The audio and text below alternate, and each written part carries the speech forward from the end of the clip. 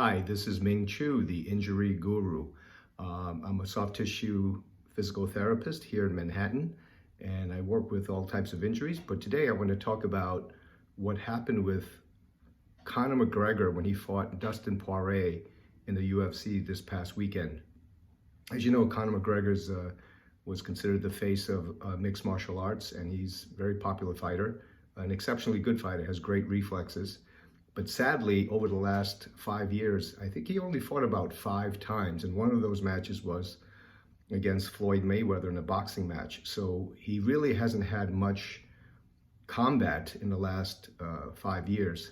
And I think fighters need to stay sharp and fight at least 2 to 3 times a year in order to make sure the skill set does not fall apart. And Conor did not do this. I have a lot of friends of mine who are fighters, and they say that sparring is not fighting, and training is not fighting. And Bruce Lee once said, in order for you to get good at fighting, you have to do a lot of fighting. And that makes sense. So to fight well, you have to prepare well by doing more fighting. And he did not do that. So let's talk about what happened. Dustin Poirier eventually knocked him out with his hands, but the whole thing was preceded by a number of series of hard, low kicks to the side of Conor McGregor's right calf. And he looked like he connected with at least 6 really, really hard low kicks to his lateral portion of his leg, where it visibly looked red and swollen by the end of the fight. And it looked bruised as well, a little bruisy. And you could see he was compromised and he couldn't move, and he even complained about it at the end of the fight. So if you kick a leg repeatedly with great force, like the way Poirier did to Conor McGregor, you can actually damage or shut off the firing of the common peroneal nerve, which is the nerve that supplies the muscles to that side of the leg. He's eventually not going to be able to walk or plant his foot. So not only does it hurt for a guy who hasn't been fighting recently, so he wasn't used to getting kicked in the leg, so it probably hurt. But beyond the pain itself, it actually probably stopped him from being able to move and be mobile. But in addition to that, he was unable to plant his feet and pivot while you're throwing punches. And you need both legs, both feet and both ankles to plant and pivot, so there are ground forces that are transmitted from the ground through your legs, through your hips, to your leg, to your upper body, through your arms, into your fist, and eventually landing powerful blows. So he was unable to fend off an attack by Poirier simply because he had no stability in his calf and leg region. So the question is now, the reason why I brought this up is, how would I personally handle an injury like that? So he has obviously massive contusions in that common peroneal nerve area, as well as his lateral calf area.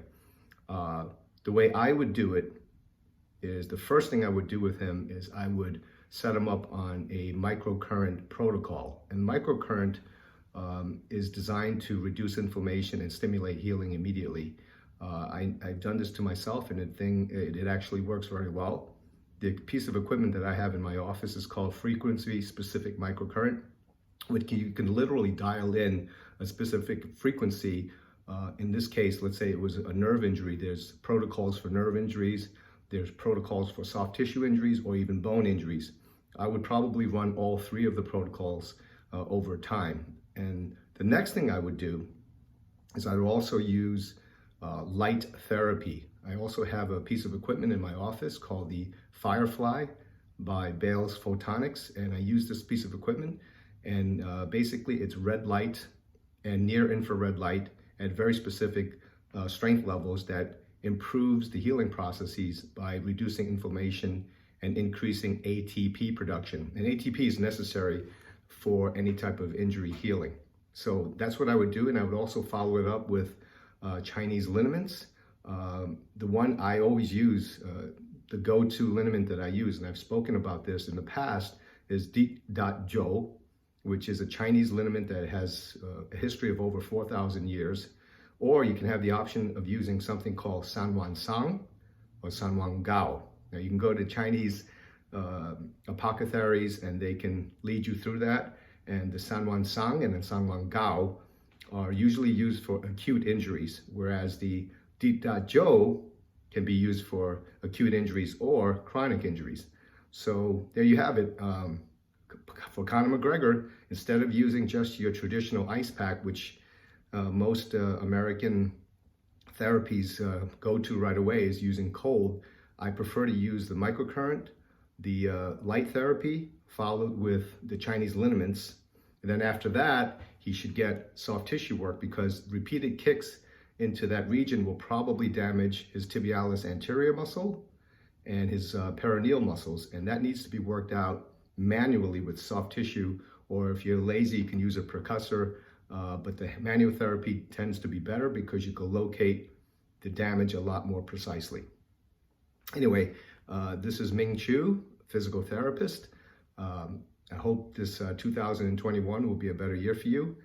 Everyone's been suffering a lot, but anyway, I figured I'd drop off this little message for those who've had contusion injuries and wanted a different approach as to how to heal it instead of just using traditional ice and anti-inflammatories and painkillers. This is Ming Chu, the injury guru, physical therapist here in New York. If you need an appointment, just look me up on my website at mingmethod.com. And I hope you stay safe and healthy and take care of your soft tissue. And see you later. Take care. Bye-bye.